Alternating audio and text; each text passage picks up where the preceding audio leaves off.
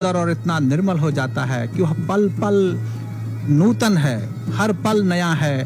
और कोई भी अखाड़ा जब स्नान के लिए पहुंच रहा है तो हर पल में एक नया नूतन अमृत जल सामने दिखता है और सभी लोग अपने मनोविभोर होकर के स्नान करते हैं। और उस स्नान में सबकी जो अपनी अपनी कामनाएं हैं, अपनी अपनी भावनाएं हैं, उन कामनाओं और उन भावनाओं को लेकर के जो सारा समाज अलग अलग संप्रदायों में होकर के भी एक रूप में एक जगह पर एक उद्देश्य के लिए स्नान करने के लिए यहाँ पहुँचे हैं। और उसी रूप में उनके साथ अपने जितने भी उनके श्रद्धेय बिंदु हैं, जो उनके अपने प्रतीक हैं, जो उनके अपने देवी देवता हैं, जो जिनके वो आराधना करते हैं, उन आराध्याओं के जो प्रतीक हैं, जो उनके ध्वज हैं, जो उनके प्रतीक चिन्ह हैं, उन सब को यहाँ लेकर के आते हैं और स्नान कर रहे हैं। जैसा कि आप देख रहे हैं, जब प्रतीक चिन्हों का स्नान होता है और प्रतीक चिन्हों का जब स्नान किया जा रहा है तो उसमें बहुत ही ध्यान से और बहुत ही संभल करके वे अपने प्रतीक चिन्हों का स्नान करा रहे हैं। कितना भावना का एक ऐसा समुद्र है और श्रद्धा का एक ऐसा संबंध है, जहाँ विज्ञान और श्रद्धा का एक ऐसा संबंध है, वह एक अटूट संबंध यहाँ पर दिखाई दे रहा है। इस अटूट संबंध को समझने के लिए यही भारतीय संस्कृति की परंपरा है, जहाँ ऐसी परंपरा जहाँ पर भौतिक और अभौतिक का सम्मिश्रण है, ऐसी परंपरा जहाँ पर विज्ञान और आस्था का सम्मिश्रण है। विज्ञान के साथ पर्वों का निर्धारण हो रहा है और आस्था के साथ गंगा में अपने सारे पापों को धो करके मुक्ति की कामना और मुक्ति की आराधना की जा रही है। मैं अब आगे अपने मित्र शैलेश तिवारी जी से अनुरोध करूँगा।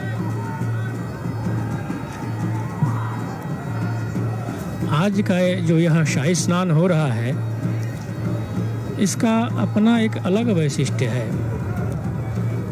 अभी तक आपने सुना कि सूर्य आत्मा जगतस्तस्थुषः जगतः तस्थुषः च आत्मा सूर्यः, अर्थात समस्त जंगम और स्थावर सबकी आत्मा सूर्य है और चंद्रमा मन है। आज सोमवती अमावस्या है। अमावस्या क्यों कहा जाता है इस तिथि को? तो हमारे यहाँ कहा गया कि अमा शब्द का अर्थ होता है साथ। जिस रात्रि में सूर्य और चंद्रमा दोनों साथ साथ निवास करते हैं, उसको हम अमावस्या कहते हैं। अर्थात अमावस्या के दिन सूर्य और चंद्रमा दोनों एक साथ होते हैं। अब आप विचार करें कि सूर्य आत्मा है, चंद्रमा मन है। आत्मा और मन जब तक ये दोनों नहीं जुड़ेंगे कोई ज्ञान नहीं हो सकता, क्योंकि ज्ञान मात्र के प्रति आत्मा और मन का संयोग कारण होता है। आत्मा और मन के संयोग होने से ही ज्ञान हो सकता है। तो अमावस्या वह तिथि है जिस दिन जगत की आत्मा सूर्य और सबका मन चंद्रमा, इन दोनों का मिलन होता है। यदि हम दूसरी दृष्टि से देखें तो सूर्य तेजस तत्व का प्रतीक है, तेज है, वो तेजो रूप है। और चंद्रमा सोम है, शीतल है, अग्नि सोमात्मकं जगत कहा गया है। तो आज शीतलता और उष्णता दोनों का मिलन है। सूर्य चंद्रमा दोनों का मिलन हो रहा है। इस मिलन में एक अद्भुत संयोग होता है, इसलिए हमारे यहाँ हर अमावस्या का महत्व बताया गया है। और उसमें भी सोमवार को अमावस्या आ जाए तो कई ग्रहण के बराबर फल देने वाली हो जाती है। और उसमें भी कुंभ काल के अंतर्गत सोमवती अमावस्या आ गई है। एक बात मैं आपको बताना चाहता हूँ कि हर 12 वर्ष पर प्रायः हरिद्वार में कुंभ का आयोजन होता है।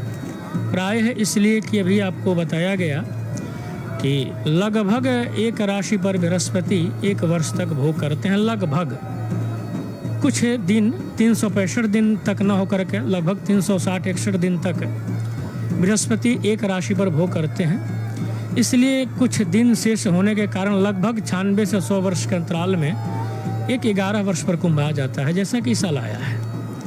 खैर, प्रायः 12 वर्ष पर कुंभ का आयोजन होता है। हर कुंभ में शिवरात्रि को शाही स्नान होता है। हर कुंभ में मेष संक्रांति, जो कि 14 अप्रैल को है, स्नान होता है और पूर्णिमा को भी स्नान होता है। पर आज जो स्नान हो रहा है, सोमवती अमावस्या का स्नान, ये हर कुंभ में ये युग नहीं आता है। ये सोमवती अमावस्या तो कभी कभी ही कुंभ के काल में आ जाती है। वर्ष में 1 से 2 बार सोमवती अमावस्या का संयोग बनता है, वो किसी महीने में हो सकता है। कोई आवश्यक नहीं है कि कुंभ के समय ही सोमवती अमावस्या का योग बने।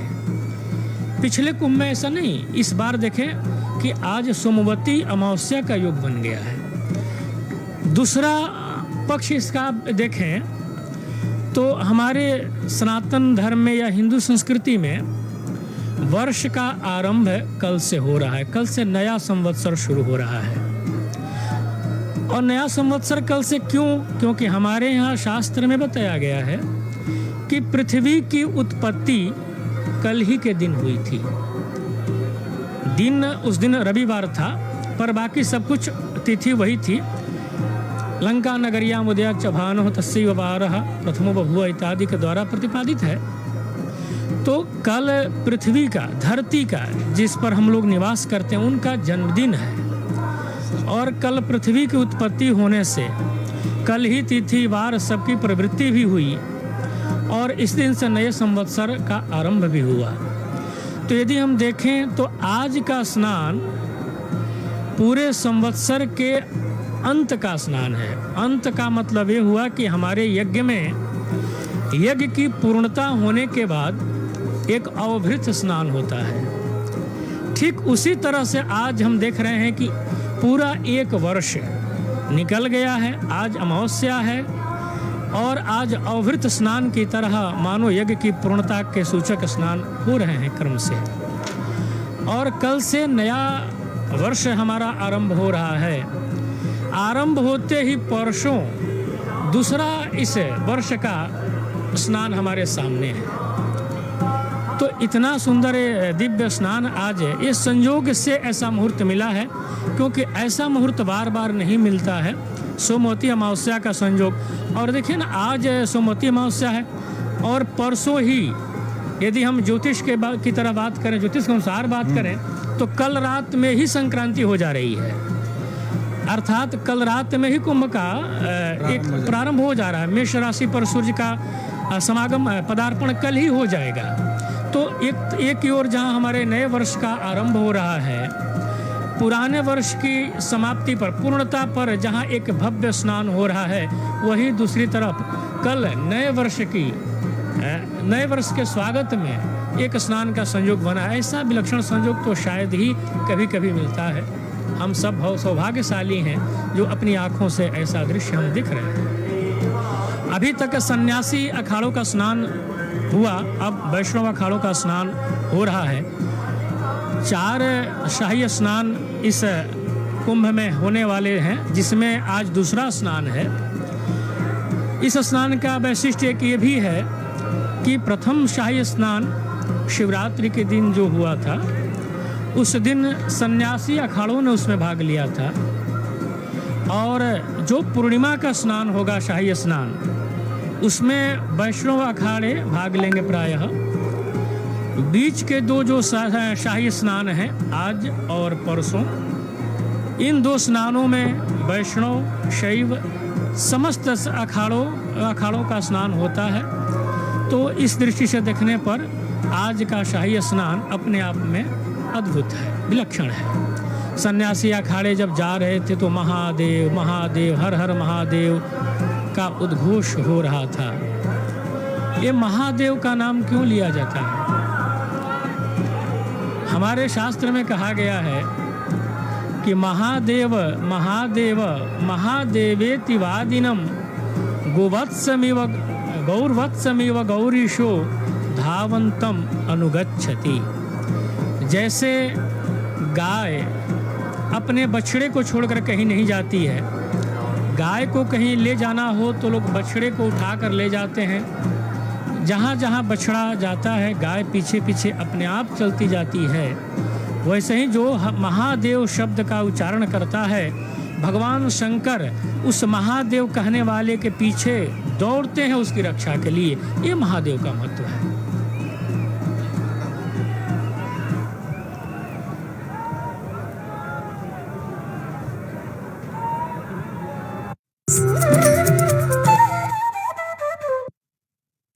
हरिद्वार में सजा है महाकुंभ 2021 का मेला।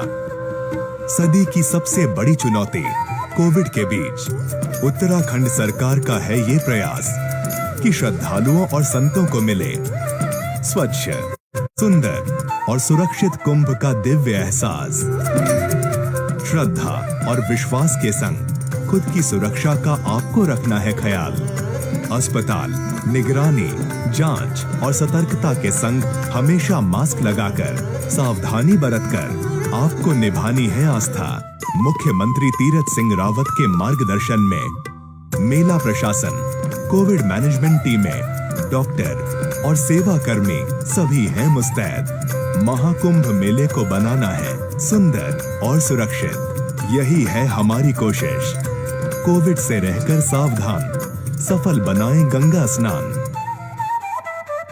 आज पूरा विश्व कोविड-19 की लहर का सामना कर रहा है और इस लड़ाई में बचाव तथा सावधानी ही मुख्य हथियार है। कोरोना से बचने के लिए घर से बाहर निकलते समय चेहरे पर मास्क जरूरी है। समय समय पर हाथों को अच्छी तरह से धोएं। हमेशा 2 गज की दूरी का ध्यान रखें। उत्तराखंड सरकार आपकी सुरक्षा और सुखद स्वास्थ्य के लिए प्रतिबद्ध है। अपनी बारी आने पर कोविड-19 का टीका जरूर लगवाएं। ये पूरी तरह से सुरक्षित है। दवाई भी, कड़ाई भी, यही संकल्प हमें कोरोना से जीतने में सहायक होगा। सूचना एवं लोक संपर्क विभाग द्वारा जनहित में जारी।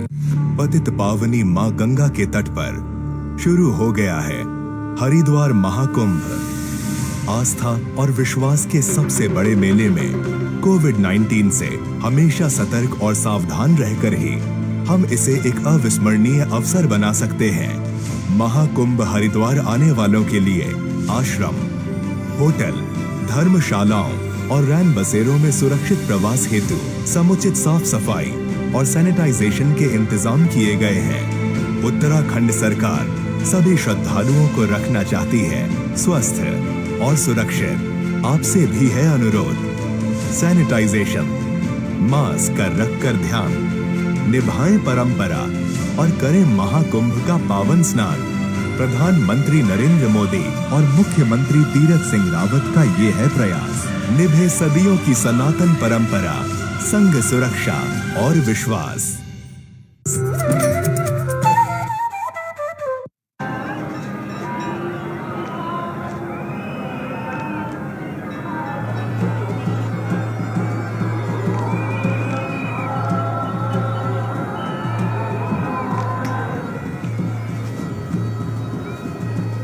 आज का यह स्नान का पर्व बहुत दिव्य, सुंदर और पुण्य देने वाला है। जैसे आप देख रहे हैं, बहुत ही भक्तिभाव से समर्पित सभी लोग आ रहे हैं और माँ गंगा में स्नान करके अपनी मनोकामना और अपने उद्देश्य को लेकर के, जो एक कामना है, भारतीय संस्कृति की एक बहुत बड़ी कामना है और वह कामना होती है मोक्ष प्राप्ति की। और यह माना गया है कि भारतीय संस्कृति की जो माँ गंगा मोक्षदायिनी है और माँ गंगा जीवनदायिनी है। आपको ये माँ गंगा जब धरती पर अवतरित हुई तो माँ गंगा मोक्षदायिनी के उद्देश्य को लेकर के सगर के पुत्रों के उद्धार के लिए पृथ्वी पर आई थी।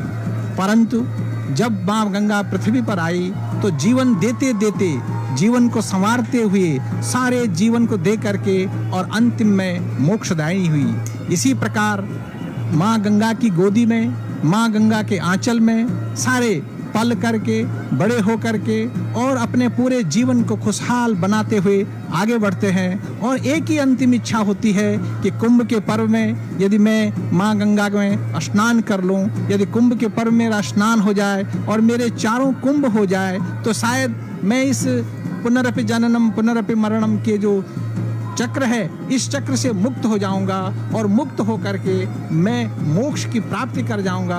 ये हर मानव का, हर जीव का एक उद्देश्य होता है और इसी उद्देश्य को लेकर के वह पृथ्वी पर जन्म लेता है और जन्म लेने के साथ उसकी एक ही अवधारणा रहती है कि किस प्रकार से मेरा मोक्ष हो, और उसी मोक्ष की भावना को लेकर के, उसी आस्था को लेकर के, उसी धारणा को लेकर के यहाँ पर सभी संप्रदाय, सभी लोग यहाँ पर पहुँच रहे हैं और उनका एक ही उद्देश्य है।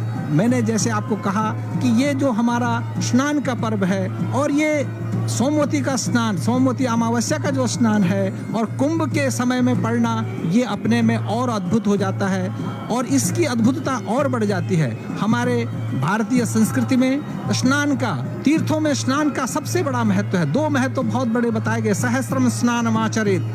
हर स्नान का, हर तीर्थ में जाकर के स्नान करने का बहुत बड़ा पुण्य लाभ होता है और उसी पुण्य को और उसी लाभ को लेकर के व्यक्ति कई वर्षों उसकी प्रतीक्षा में रहता है और कई वर्षों की प्रतीक्षा के पश्चात वह उसमें निरंतर गतिमान रहता है, कई उपवास करता है, कई तीर्थ करता है और एकमात्र उद्देश्य होता है कि शायद मैं अपने गमन तक मोक्ष की प्राप्ति मुझे मिल जाएगी।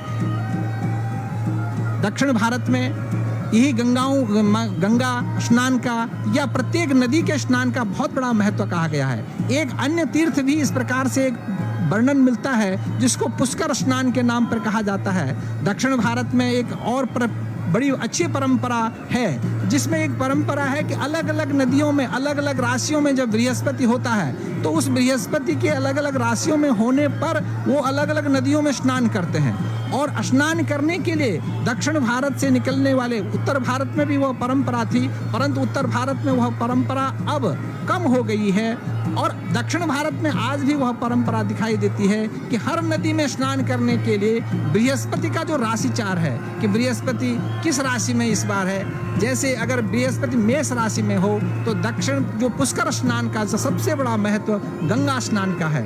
यदि बृहस्पति वृष राशि में होता है तो नर्मदा में स्नान का सबसे बड़ा महत्व बताया गया है।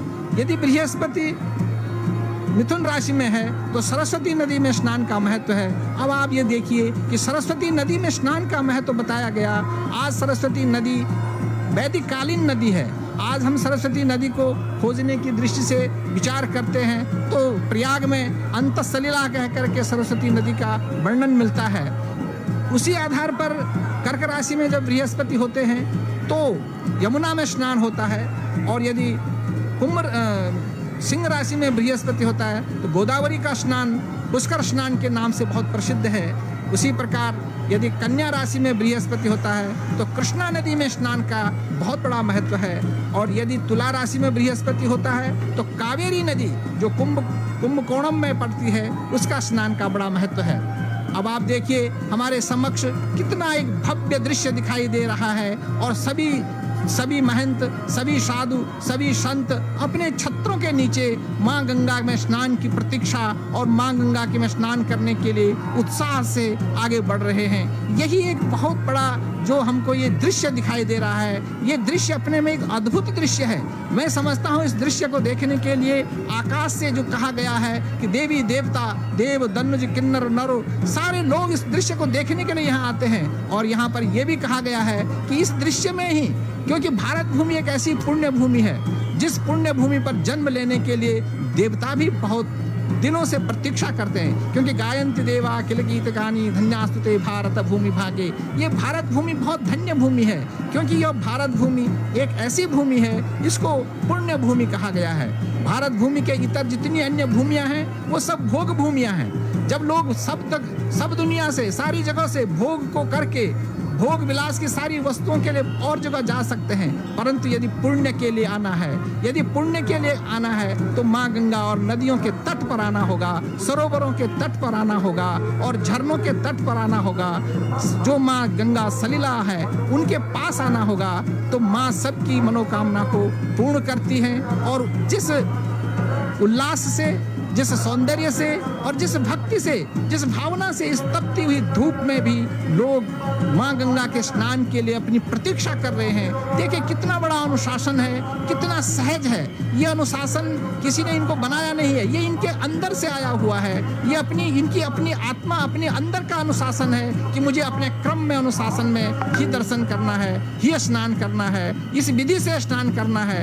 ये विधि से स्नान करना, अपने क्रम में स्नान करना और स्नान जरूर करना, यही विधि है, यही वेद है, यही धर्म है, यही आस्था है। इसी को आगे बढ़ाने के लिए मैंने जैसे आपको कहा कि नदियों में जो स्नान का महत्व है, उसमें जब वृश्चिक राशि में बृहस्पति होता है तो भागीरथी और जिसको कि गंगा सागर के भीमरथी नाम की नदी है, वहाँ स्नान होता है। और यदि धनु राशि में बृहस्पति होता है तो पुष्कर स्नान होता है, तो अजमेर में है। और यदि मकर राशि में बृहस्पति होता है तो तुंगभद्रा नदी में पुष्कर स्नान होता है। और यदि कुंभ राशि में बृहस्पति होता है तो सिंधु नदी में स्नान का बहुत बड़ा महत्व पुष्कर स्नान के संदर्भ में मिलता है। और उसके आगे यदि हम जाते मीन राशि में होता है तो प्राणहिता, जो बहुत अच्छी नदी दक्षिण भारत में है, उसमें स्नान का अलग अलग महत्व कहा गया है। ये जो स्नान का महत्व है, इन स्नान के महत्व के साथ साथ कुंभ का जो स्नान है ये नदियों से जुड़ा गया है। और हमारे यहाँ अगर नदियों में कोई स्नान नहीं कर पाता है तो वो अपने घर में भी गंगेश्वर, यमुनेश्वर, गोदावरी, सरस्वती, नर्मदे, सिंधु, कावेरी जलेस्मिन् सन्निधिं कुरु, स्मरण मात्र से, अब उन सब नदियों का स्मरण यदि हम करते हैं तो स्मरण मात्र से भी आदमी को पुण्य का लाभ होता है।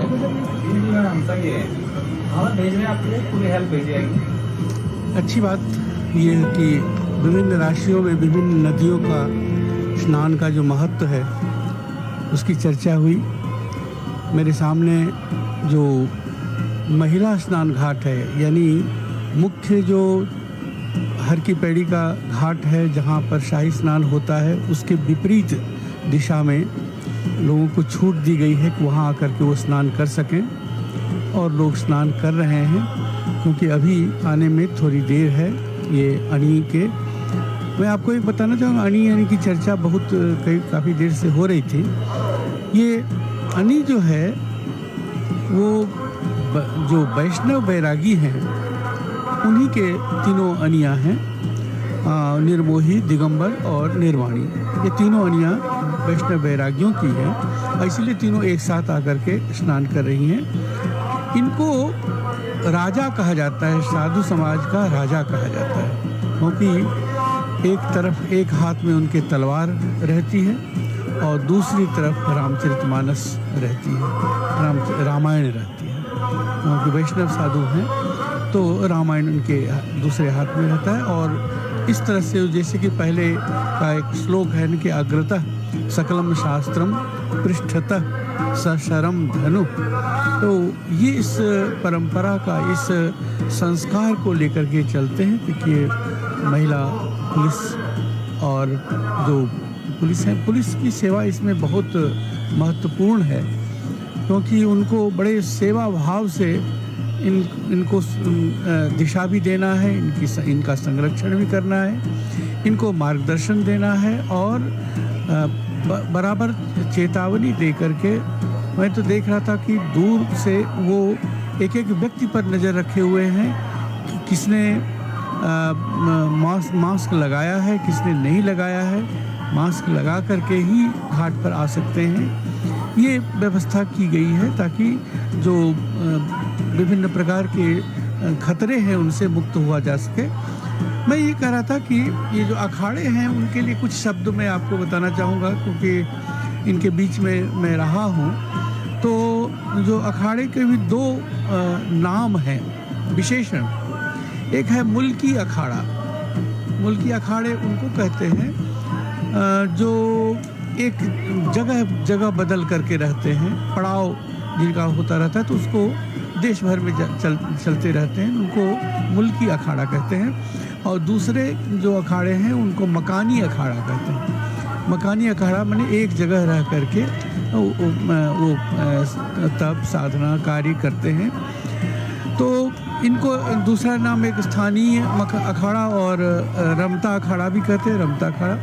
ये जो कुंभ है, इस अवसर पर हम लोग का जो स्नान होता है, चाहे ये आज का देखेंगे श्रावणी